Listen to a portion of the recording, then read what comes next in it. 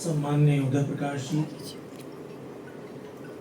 सदानंद साई जी, प्रकाश उदय जी, मैं भूल नहीं रहा हूँ, पंकज चतुर्वेदी जी, हमारे अभिन्न मित्र प्रभाकर सिंह जी, नीरज जी, रणेंद्र जी, जिनका स्थान मैंने ले लिया और मेरे अभिन्न मित्र रमाशंकर सिंह जी, आप सभी। सबसे पहले मैं सदानंद साई जी को बधाई देता हूँ इस नए संकलन के लिए। सेवानिवृत्ति के बाद उनकी सक्रियता का विस्तार हुआ और उसमें निरंतरता भी आई और मैं ईश्वर से प्रार्थना करता हूँ कि ये सक्रियता और निरंतरता बरकरार रहे।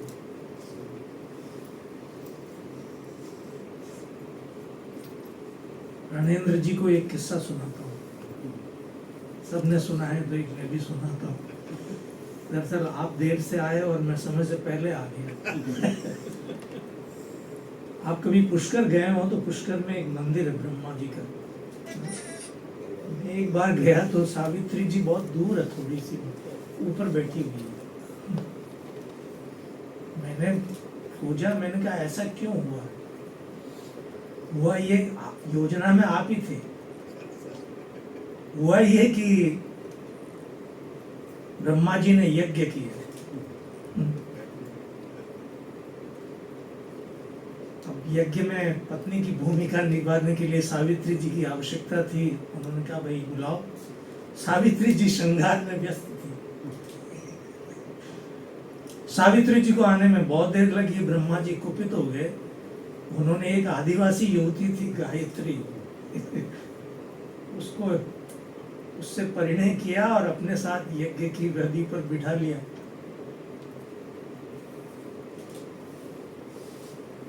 सावित्री रुष्ट हुई और पर्वत पर जाकर बैठ गई।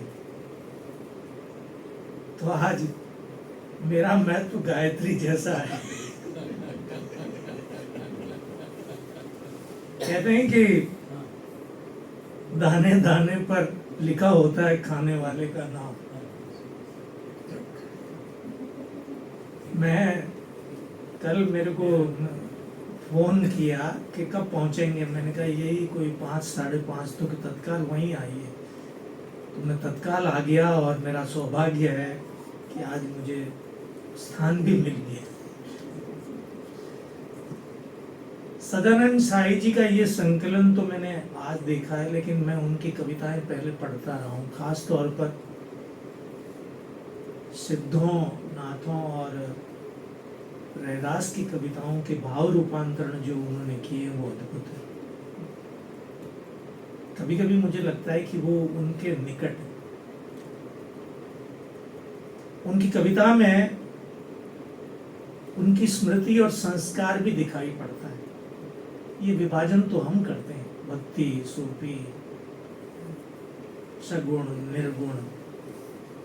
कविता कहीं लिखी जाए, कभी भी लिखी जाए, कविता होती है। सदानंद साई जी उस हमारी पुरानी कविता की परंपरा। हिंदी कविता में ऐसा हुआ कि बहुत सारी कविता परंपरा की स्मृति से विहीन कविता बन गई।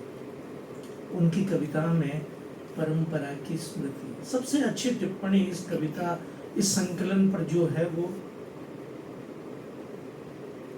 सीतांशु यशस चंद्र जी ने बहुत मार्मिक और मर्मस्पर्शी टिप्पणी। एक बात उन्होंने कही है, अस्तित्व मीमांसा। कविता अस्तित्व मीमांसा ही होती है।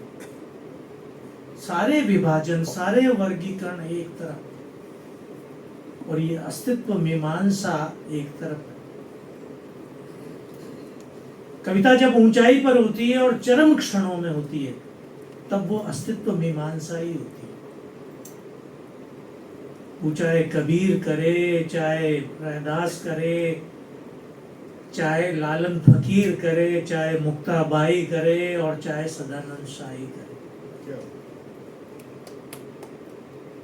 ये एक निरंतरता, एक कंटिन्यूटी उनके यहाँ है। कभी कभी आप विचलित हो जाते हैं शायद शिवांगी जी ने जिस कविता का जिक्र किया, संयोग से मैंने भी खोली तो सबसे पहले वो कविता, सांड वाली कविता, मेरे जयप्रकाश जी की बहुत विख्यात कहानी वारेन हेस्टिंग्स का सांड, मेरी स्मृति से कभी नहीं जाती वो कहानी। तो मैं बैठे बैठे वो कविता पढ़कर मैंने सोचा कि अध्यापक मैं भी हूँ, अकादमिक मैं भी हूँ, और कल प्रभाकर जी के निमंत्रण पर मुझे BHU में बोलना भी है, कहीं मेरे भीतर तो सांड नहीं। कविता यही करती है।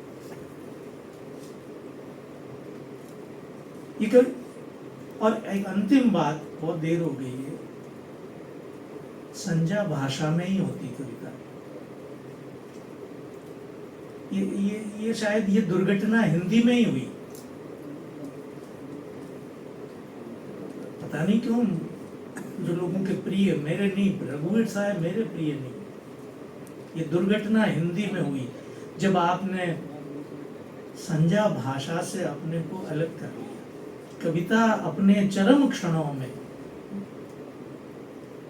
संजा भाषा ही होती है। भाषा सरल हो या मुश्किल हो, भाषा संजा भाषा ही होती है। आप सरेपा पढ़े, आप गोरखनाथ पढ़े, किसी को भी पढ़े, भाषा संजा भाषा ही होती है। बहुत अच्छे शब्द इस्तेमाल किए। एक शब्द उन्होंने इस्तेमाल किया, वाचना, सीतांशु चंद्र में, ये जैन धार्मिक शब्द है। चरम क्षणों में आप चाहे उनको पढ़े, हेमचंद्राचार्य पहुंचते अस्तित्व मीमांसा तक ही, सारे धर्म, सारे वर्गीकरण, सारी मीमांसाएं एक तरफ, अस्तित्व की जो अंततः तो कविता क्या है, अंततः तो अध्यात्म ही है। चरम क्षणों कोई कुछ भी नहीं रहता, लालन फकीर कोई हो। अब आप संजा भाषा में मुक्ताबाई कहती, चींटी उड़ गई आकाश की ओर, अद्भुत कविता, ललदेद पढ़े आप, अद्भुत संजा भाषा। और ये कविता मैं उनकी पहले कविताएं पढ़ता रहा हूँ, मतलब कभी कभी, क्योंकि आधुनिक संवेदना क्या आधुनिक साहित्य से बहुत गहरा संपर्क अब टूट गया है, इसलिए संकोच होता है कुछ लिखने और कहने में, लेकिन उनकी कविता की भाषा संजा भाषा है। और ये उनकी कविता हो, ये उनकी कविताओं की कविता होने का सबसे बड़ा साक्ष्य। मैं आभारी हूँ, सबसे पहले रणेंद्र जी से क्षमा याचना करता हूँ और सदानंद साई जी का मेरे को बहुत स्नेह, जब से परिचय हुआ तब से उनका कृतज्ञ हूँ। और ये भी मेरा सौभाग्य है कि आज मैं उधर जिनकी कहानियाँ मेरी स्मृति और संस्कार में बहुत पहले से पढ़ने लिखने के दौरान, अपने MA करने के दौरान मैं उनका बहुत गंभीर पाठक रहा हूँ। इतिहास में दिलचस्पी हुई, वो वारेन हेस्टिंग्स का सांड मेरे मन मस्तिष्क का भी जाता ही नहीं। हिंदी की अद्भुत कहानी है। आज उनके साथ बैठने का सौभाग्य मिला, पंकज जी के साथ, उदय प्रकाश जी के साथ, आप सब मित्रों के साथ। आप सबको बहुत बहुत धन्यवाद।